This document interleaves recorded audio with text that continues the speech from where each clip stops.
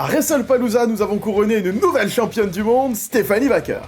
Mais vous l'avez remarqué, elle a toujours une peinture de visage sur elle en toutes circonstances. Laissez-moi vous expliquer l'origine de ce maquillage.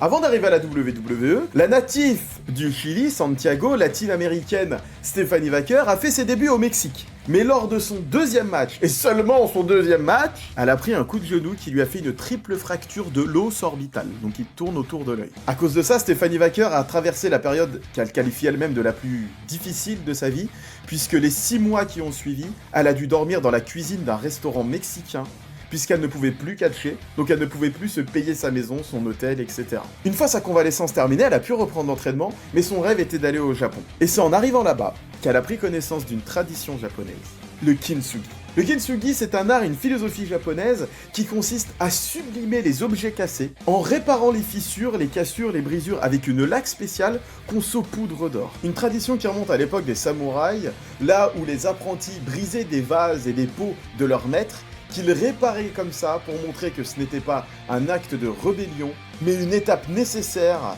à leur apprentissage. Et c'est pour ça que Stephanie Wacker porte ce maquillage autour de son œil, à l'emplacement où elle a eu sa triple fracture orbitale, pour sublimer sa blessure, la mettre en avant comme un rite initiatique, plutôt que le porter comme un fardeau. Stephanie Wacker incarne donc à la perfection l'adage qui dit « La grandeur vient des débuts modestes ». Merci Nathan Drake. Ouais, c'est Uncharted. J'ai un tatouage là. La grandeur... Bref. Mais est-ce que vous savez pourquoi Stephanie a des cornes sur la tête pendant son entrance? Elle est juste fan d'astrologie. Et elle est bélier. Voilà.